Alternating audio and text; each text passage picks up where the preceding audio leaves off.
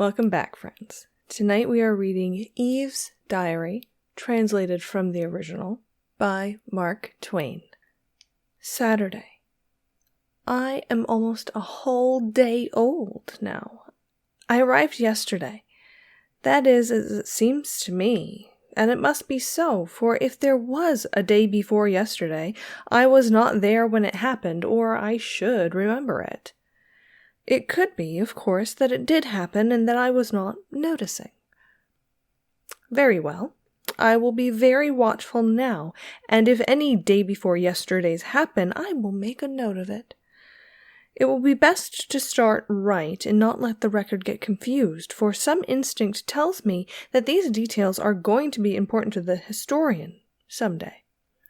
For I feel like an experiment. I feel exactly like an experiment. It would be impossible for a person to feel more like an experiment than I do, and so I am coming to feel convinced that that is what I am. An experiment. Just an experiment. And nothing more. Then, if I am an experiment, am I the whole of it? No, I think not. I think the rest of it is part of it.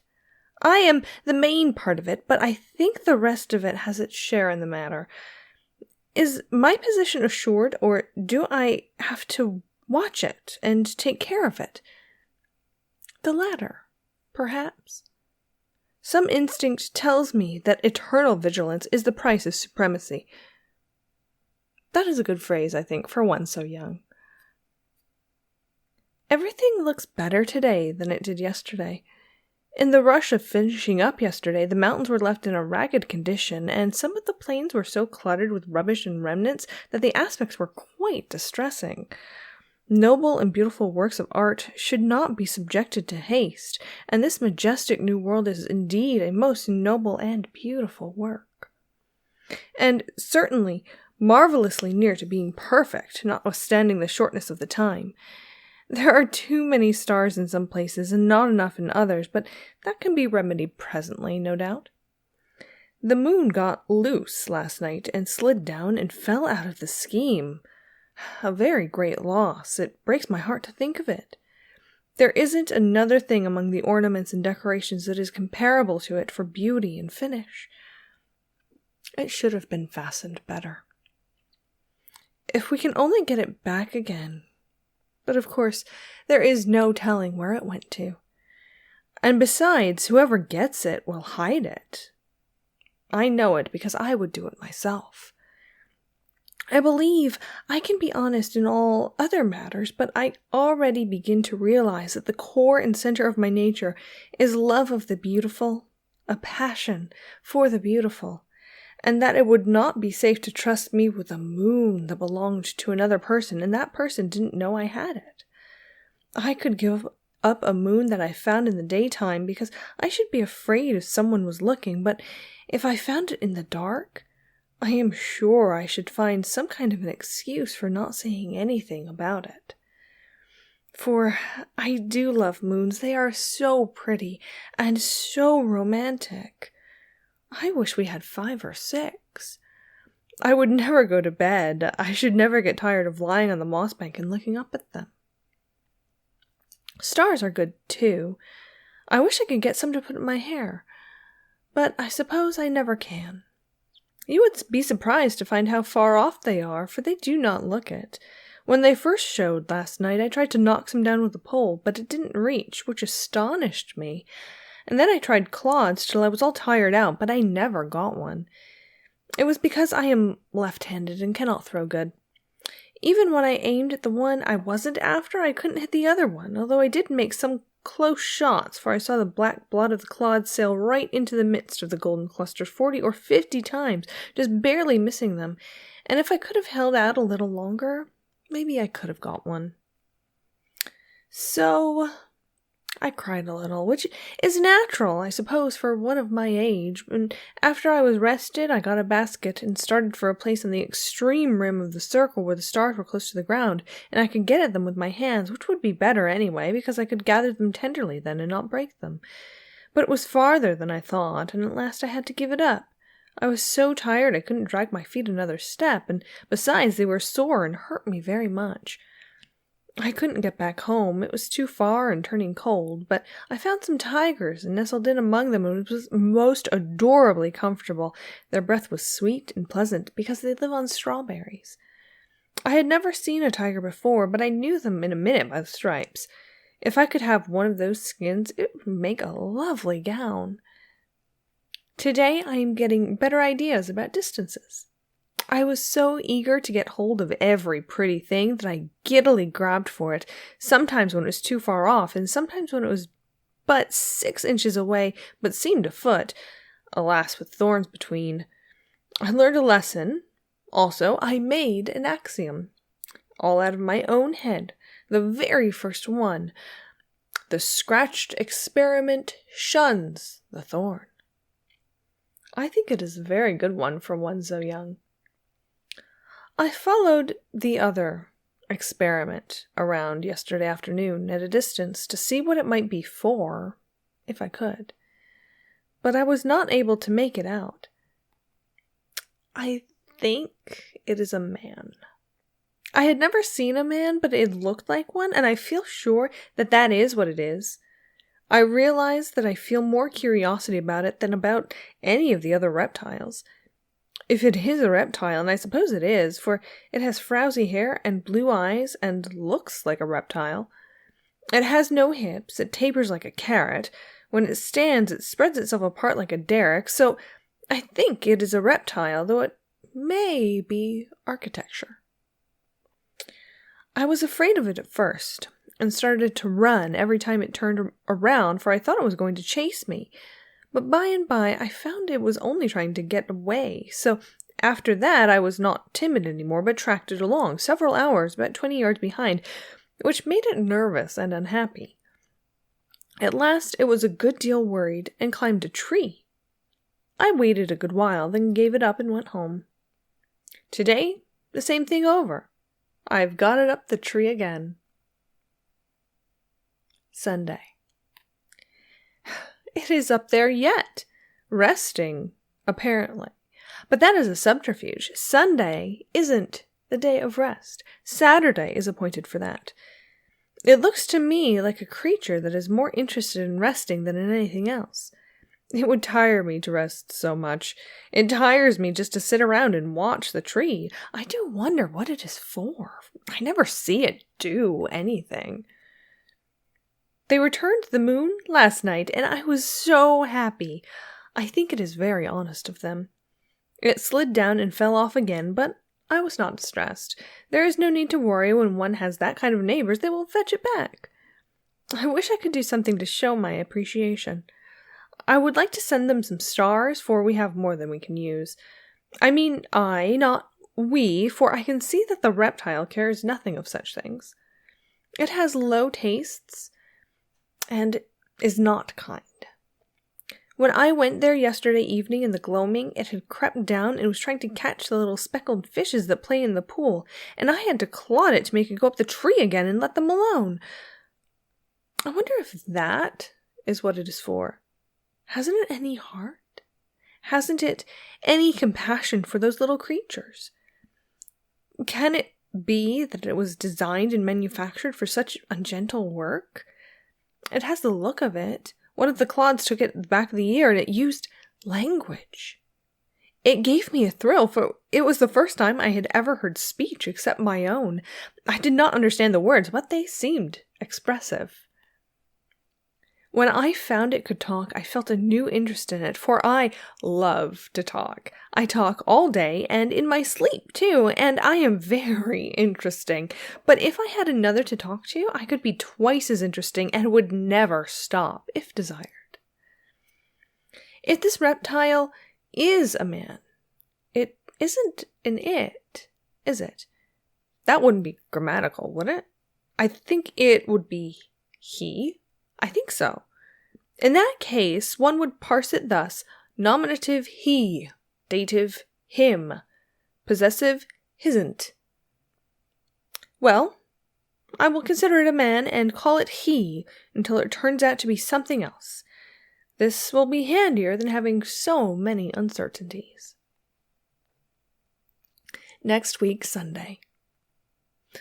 All the week, I tagged around after him and tried to get acquainted.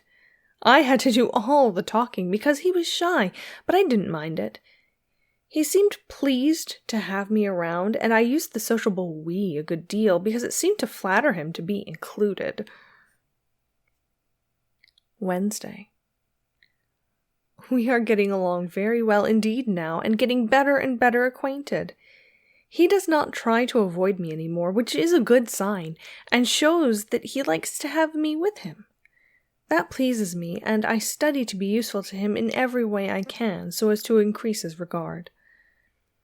During the last day or two, I have taken all the work of naming things off his hands, and this has been a great relief to him, for he has no gift in that line, and is evidently very grateful. He can't think of a rational name to save him, but I do not let him see that I am aware of his defect. Whenever a new creature comes along, I name it before he has time to expose himself by an awkward silence. In this way, I have saved him many embarrassments. I have no defect like this. The minute I set eyes on an animal, I know what it is. I don't have to reflect a moment. The right name just comes out instantly, just as if it were an inspiration. No doubt it is, for I am sure it wasn't in me half a minute before. I seem to know just by the shape of the creature and the way it acts what animal it is. When the dodo came along, he thought it was a wildcat. I saw it in his eye, but I saved him, and I was careful not to do it in a way that could hurt his pride.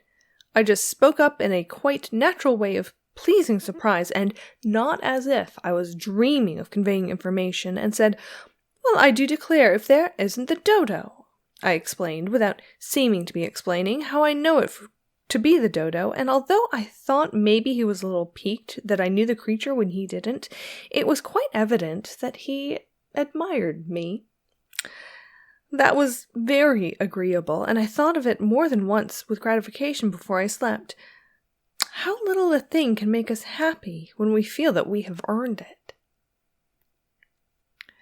Thursday. My first sorrow.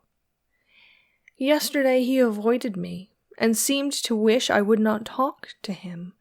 I could not believe it, and thought there was some mistake, for I loved to be with him, and I loved to hear him talk, and so how could it be he could feel unkind toward me when I had not done anything? But at last it seemed true.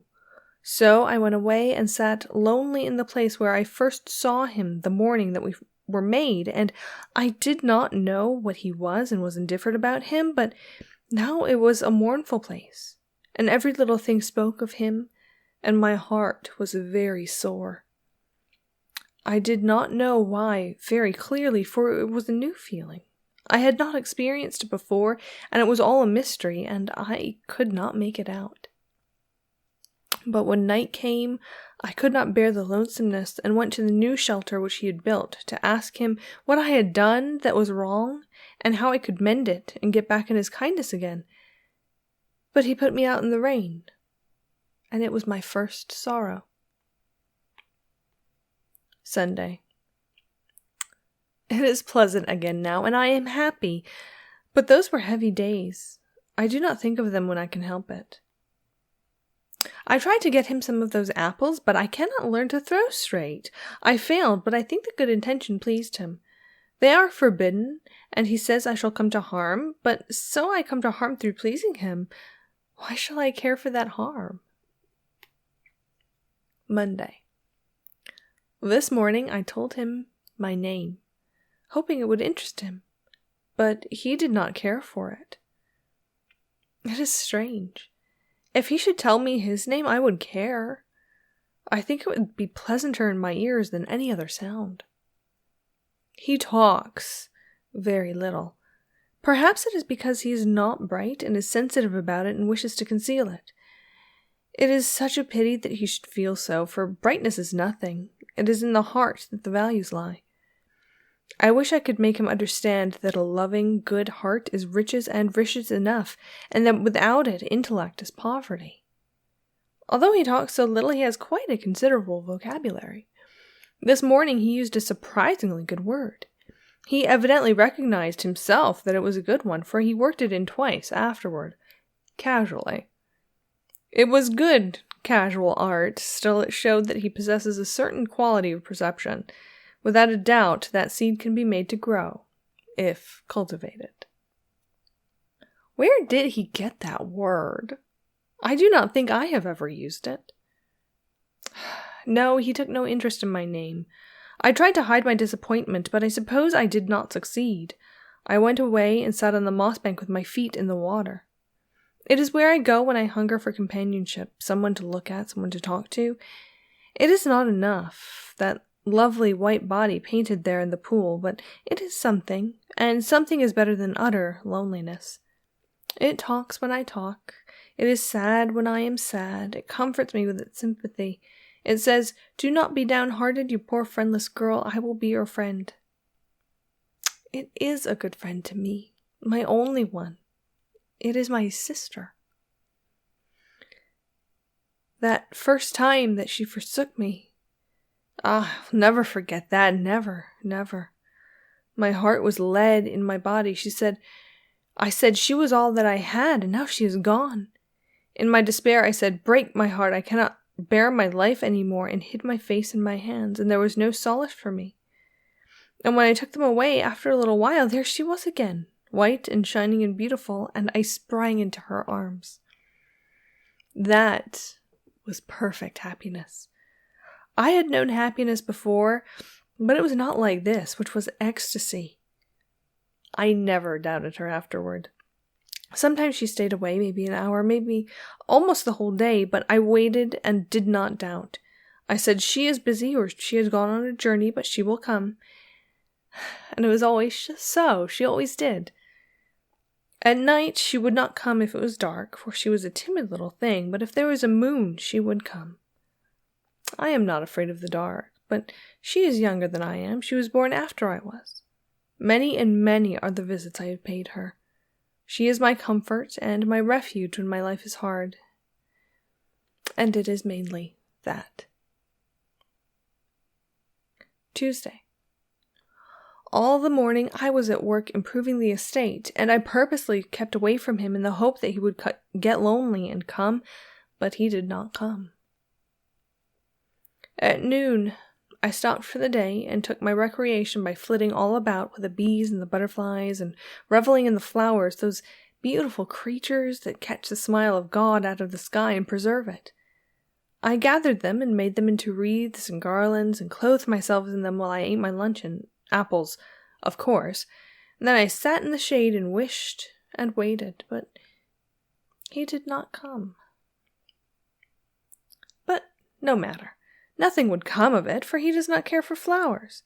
He called them rubbish, and cannot tell one from the other, and thinks it is superior to feel like that. He does not care for me. He does not care for flowers. He does not care for the painted sky at eventide.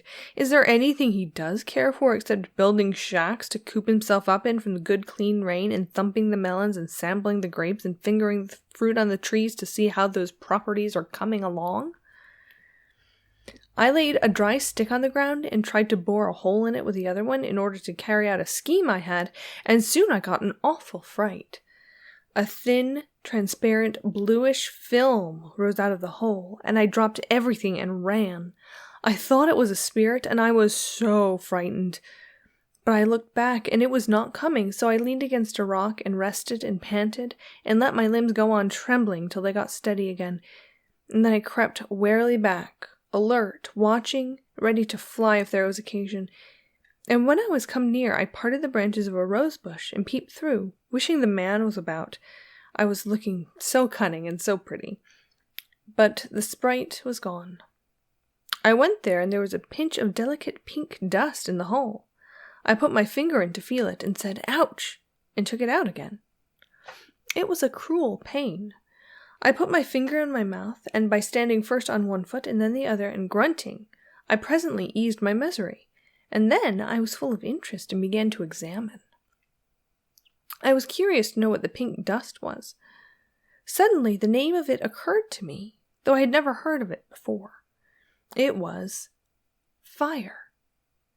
I was as certain of it as a person could be of anything in the world, so without hesitation I named it that. Fire. I had created something that didn't exist before. I had added a new thing to the world's uncountable properties. I realized this and was proud of my achievement and was going to run and find him and tell him about it, thinking to raise myself in his esteem, but I reflected and did not do it. No, he would not care for it. He would ask what it was good for, and what could I answer? For it was not good for something, but only beautiful, merely beautiful. So I sighed and did not go. For it wasn't good for anything. It could not build a shack. It could not improve melons. It could not hurry a fruit crop. It was useless. It was a foolish and vanity. He would despise it and say cutting words. But to me it was not despicable. I said, "Oh, you fire, I love you, you dainty pink creature, for you are beautiful, and that is enough," and was going to gather it into my breast, but I refrained. Then I made another maxim out of my head, though it was not nearly like the first one, that I was afraid it was only a plagiarism. The burnt experiment shuns the fire. I wrought again, and when I had made a good deal of fire dust, I emptied it into a handful of dry brown grass, intending to carry it home and keep it always and play with it. But the wind struck it, and it sprayed up and spat out at me fiercely. I dropped it and ran. When I looked back, the blue spirit was towering up and stretching and rolling away like a cloud, and I instantly thought of the name of it. Smoke. Though upon my word I had never heard of smoke before. Soon, brilliant yellow and red flares shot up through the smoke, and I named them in an instant flames. And I was right, too, though these were the very first flames that had ever been in the world. They climbed the trees, then flashed splendidly in and out of the vast and increasing volume of tumbling smoke, and I had to clap my hands and laugh and dance in my rapture. It was so new and strange, and so wonderful, and so beautiful. He came running, and stopped and gazed, and said not a word for many minutes. Then he asked what it was. It was too bad that he should ask such a direct question. I had to answer it, of course, and I did. I said it was fire. If it annoyed him that I should know and he must ask, that was not my fault. I had no desire to annoy him. After a pause, he asked, "How did it come?" Another direct question, and it also have to have a direct answer. I made it. The fire was traveling farther and farther off. He went to the edge of the burned place and looked down and said, "What are these?" "Fire coals." He picked one up to examine it, but changed his mind and put it down again. Then he went away. Nothing interests him. But I was interested. There were ashes, gray and soft and delicate and pretty.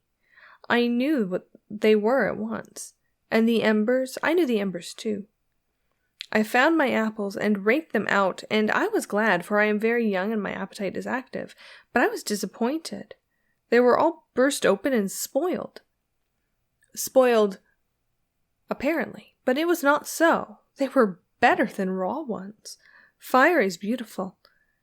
Some day it will be useful, I think. Friday. I saw him again, for a moment, last Monday at nightfall, but only for a moment. I was hoping he would praise me for trying to improve the estate, for I had meant well and had worked hard, but he was not pleased, and turned away and left me. He was also displeased on another account. I tried once more to persuade him to stop going over the falls. That is because the fire had revealed to me a new passion, quite new and distinctly different from love, grief, and those others which I had already discovered. Fear. And it is horrible. I wish I had never discovered it. It gives me dark moments, it spoils my happiness, it makes me shiver and tremble and shudder. But I could not persuade him, for he has not discovered fear yet, and so he could not understand me. Extract from Adam's diary. Perhaps I ought to remember that she is very young, a mere girl, and make allowances. She is all interest, eagerness, vivacity. The world is to her a charm, a wonder, a mystery, a joy. She can't speak for delight when she finds a new flower. She must pet it, and caress it, and smell it, and talk to it, and pour out endearing names upon it. And she is color mad. Brown rocks, yellow sand, gray moss, green foliage, blue sky, the pearl of the dawn, the purple shadows on the mountains, the golden islands floating in the crimson seas at sunsets, the pallid moons sailing through the shredded cloud rack, the star jewels glittering in the wastes of space. None of them is of any practical value so far as I can see, but because they have color and majesty, that is enough for her, and she loses her mind over them. If she could quiet down and keep still a couple minutes at a time, it would be a reposeful spectacle. In that case, I think I should enjoy looking at her.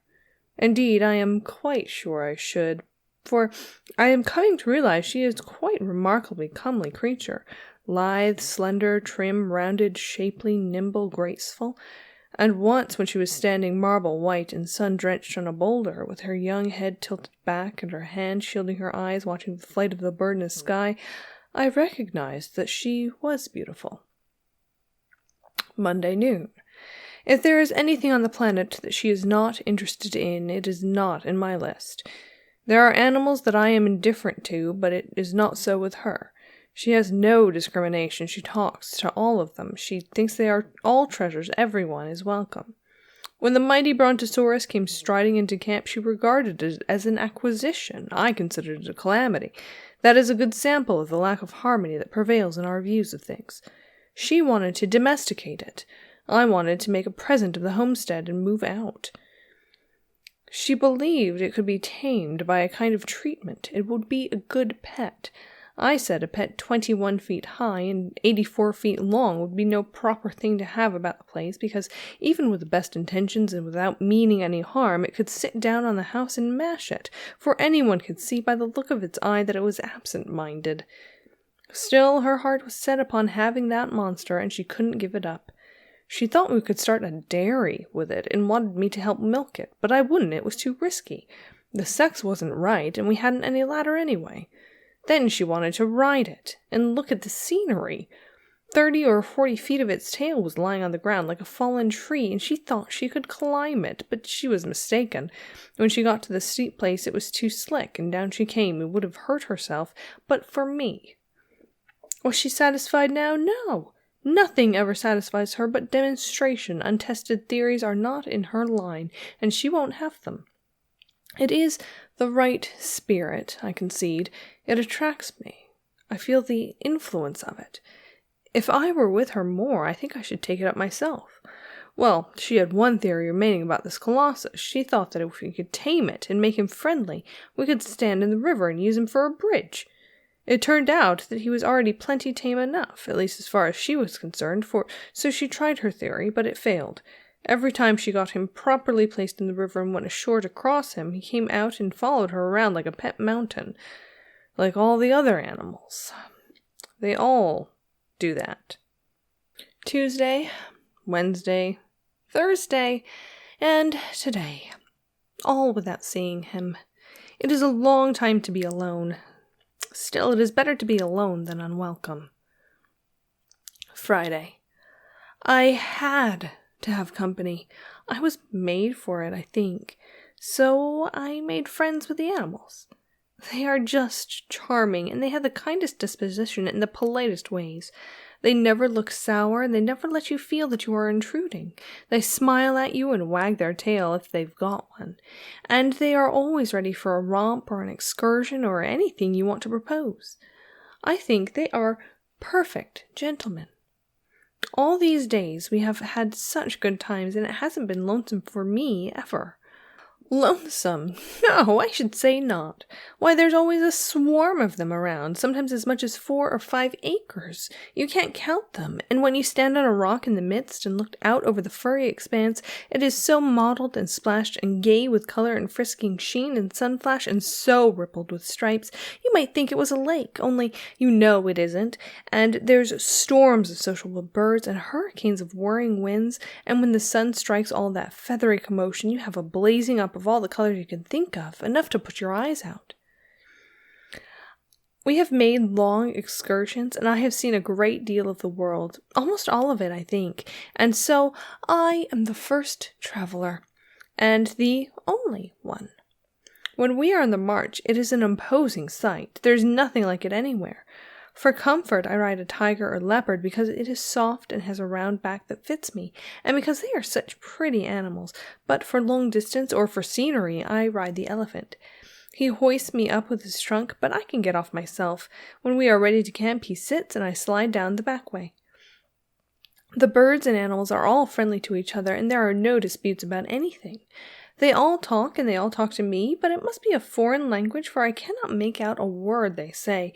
Yet they often understand me when I talk back, particularly the dog and the elephant. It makes me ashamed. It shows that they are brighter than I am, for I want to be the principal experiment myself, and I intend to be, too. I have learned a number of things, and I am educated now, but I wasn't at first. I was ignorant at first. At first, it used to vex me because with all my watching, I was never smart enough to be around when the water was running uphill. But now I do not mind it. I have experimented and experimented until now I know that it never does run uphill except in the dark. I know it does in the dark because the pool never goes dry, which it would, of course, if the water didn't come back by the night. It is best to prove things by actual experiment, then you know, whereas if you depend on guessing and supposing and conjecturing, you never get educated. Some things you can't find out, but you will never know you can't by guessing and supposing. No, you have to be patient and go on experimenting till you find out that you can't find out. And it is delightful to have it that way. It makes the world so interesting. If there wasn't anything to find out, it would be dull. Even trying to find out and not finding out is just as interesting as trying to find out and finding out, but I don't know but more so. The secret of the water was a treasure until I got it, and then the excitement all went away, and I recognized a sense of loss. By experiment, I know that wood swims, and dry leaves, and feathers, and plenty of other things. Therefore, by all that cumulative evidence, you know that a rock will swim, but you have to put up with simply knowing it, for there isn't any way to prove it, up to now. But I shall find a way, and then that excitement will go. Such things make me sad, because by and by, when I have found out everything, there won't be any more excitements, and I do love excitement so. The other night I couldn't sleep for thinking about it. At first, I couldn't make out what I was made for, but now I think it was to search out the secrets of this wonderful world and be happy and thank the giver of it all for devising it. I think there are many things to learn yet. I hope so. And by economizing and not hurrying too fast, I think they will last weeks and weeks. I hope so. When you cast up a feather, it sails away on the air and goes out of sight. Then you throw up a clod, and it doesn't. It comes down every time. I have tried it, and it is always so. I wonder why it is. Of course, it doesn't come down, but why should it seem to? I suppose it is an optical illusion. I mean, one of them is. I don't know which one. It may be the feather, it may be the clod. I can't prove which one it is. I can only demonstrate that one or the other is a fake, and let a person take his choice. By watching, I know that the stars are not going to last. I've seen some of the best ones melt and run down the sky. Since one can melt, they all can melt, and since they can all melt the same night. That sorrow will come. I know it. I mean to sit up every night and look at them as long as I can keep awake, and I will impress those sparkling fields on my memory so that by and by when they are taken away, I can by my fancy restore those lovely myriads to the black sky and make them sparkle again, and double them by the blur of my tears. After the fall. When I look back, the garden is a dream to me. It was beautiful, surpassingly beautiful, enchantingly beautiful. And now it is lost, and I shall not see it any more. The garden is lost, but I have found him, and am content. He loves me as well as he can. I love him with all the strength of my passionate nature, and this, I think, is proper to my youth and sex. If I ask myself why I love him, I find I do not know, and I do not really much care to know. So I suppose that this kind of love is not a product of reasoning and statistics like one's love for reptiles and animals. I think that this must be so. I love certain birds because of their song, but I do not love Adam on account of his singing. No, it is not that. The more he sings, the more I do not get reconciled to it. Yet, I ask him to sing, because I wish to learn to like everything he is interested in. I am sure I can learn, because at first I could not stand it, but now I can. It sours the milk, but it doesn't matter. I can get used to that kind of milk. It is not on account of his brightness that I love him. No, it is not that. He is not to blame for his brightness, such as it is, for he did not make it himself. He is as God made him, and that is sufficient. There was a wise purpose in it, that I know. In time it will develop, although I think it will not be sudden, and besides, there is no hurry. He is well enough just as he is. It is not on account of his gracious and considerate ways and his delicacy that I love him. No, he has lacks in this regard, but he is well enough, just so, and is improving. It is not on account of his industry that I love him. No, it is not that. I think he has it in him, and I do not know why he conceals it from me. It is my only pain. Otherwise he is frank and open with me now. I am sure he keeps nothing from me but this. It grieves me he should have a secret from me, and sometimes it spoils my sleep thinking of it, but I will put it out of my mind. It shall not trouble my happiness, which is otherwise full to overflowing. It is not on account of his education that I love him. No, it is not that. He is self-educated and does really know a multitude of things, but they are not so. It is not on account of his chivalry that I love him. No, it is not that. He told on me, but I do not blame him. It is a peculiarity of sex, I think, and he did not make his sex. Of course, I would not have told on him. I would have perished first. But that is a peculiarity of sex, too, and I do not take credit for it, for I did not make my sex. Then why is it that I love him? Merely because he is masculine, I think. At bottom he is good, and I love him for that, but I could love him without it. If he should beat me and abuse me, I should go on loving him. I know it. It is a matter of sex, I think. He is strong and handsome, and I love him for that, and I admire him and am proud of him, but I could love him without those qualities. If he were plain, I should love him. If he were a wreck, I should love him, and I would work for him and slave over him and pray for him and watch by his bedside until I died. Yes, I think I love him merely because he is mine, and he is masculine. There is no other reason, I suppose, and so I think it is, as I first said, that this kind of love is not a product of reasonings and statistics. It just comes, none knows whence, and cannot explain itself, and doesn't need to. It is what I think, but I'm only a girl, the first one that has examined this matter, and may turn out in my ignorance and inexperience I have not got it right. 40 years later. It is my prayer, it is my longing that we may pass from this life together, a longing which shall never perish from the earth, but shall have place in the heart of every wife that loves until the end of time, and it shall be called by my name. But if one of us must go first, it is my prayer that it shall be I.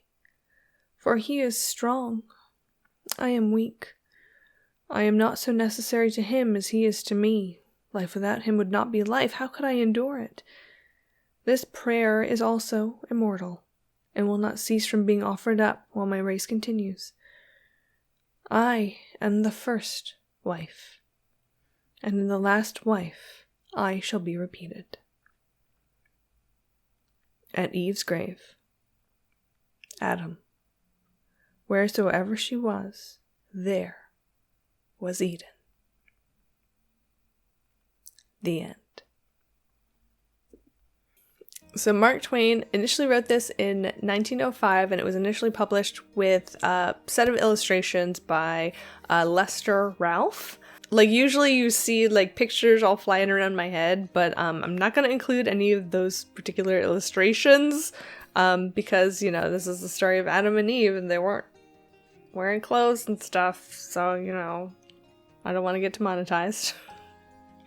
Mark Twain was known as being a humorist, and you can definitely see that in this story. Obviously, some of the biblical things, like having to name all the different things, is part of it, and the concept of being like the steward of the creatures of the land and the sea.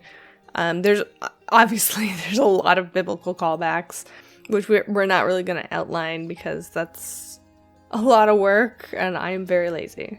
One thing that I did find interesting was Twain's use of voice in this. Like, obviously, because I'm reading it aloud, like, you hear my voice, and my voice, like, that's not what I mean. When you're writing as a character, you will change how you write based on the character, right? Like, in the middle, Adam is very kind of mechanical and stoic. And so he speaks kind of mechanically and stoically. Even if I don't do it in that manner, just the words on the page themselves are the words are a lot more complex, they're longer, his sentences are a lot more choppy.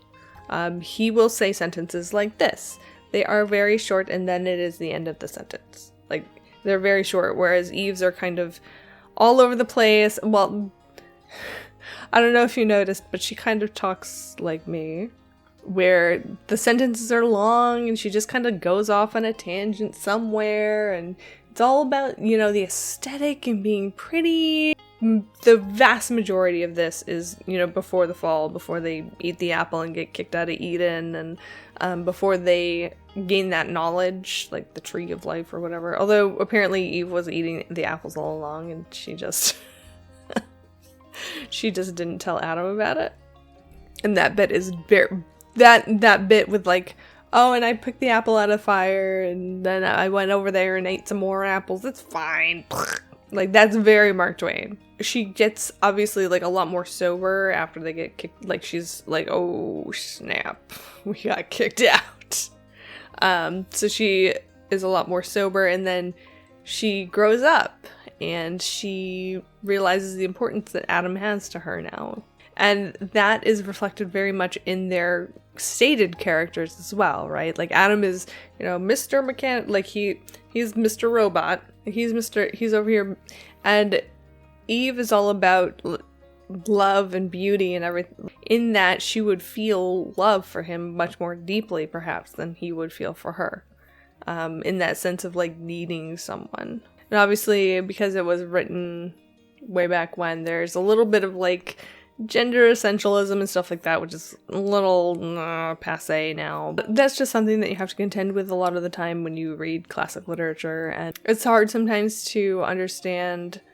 I don't want to say the sign of the times or whatever, because that's such a cop-out. Because sometimes people say things that were unacceptable even at the time. And it's kind of hard to piece that out sometimes. I feel like this one is still really worth a watch, listen, whatever you're doing right now, just because it's Mark Twain and it's pretty funny. Even today, you do need to have like a little, even if you don't have a very thorough grounding in all of like the minutia of like on the seventh day, blah blah blah. Even riding a brontosaurus is hilarious. I almost feel like this could be a writing prompt. Like what would your diary say if you were the first woman? What would your diary say if you were the first man? If you have any additional thoughts or commentary, please put them down in the comments. I am always up for a good discussion about a good book. And I will see you guys next time.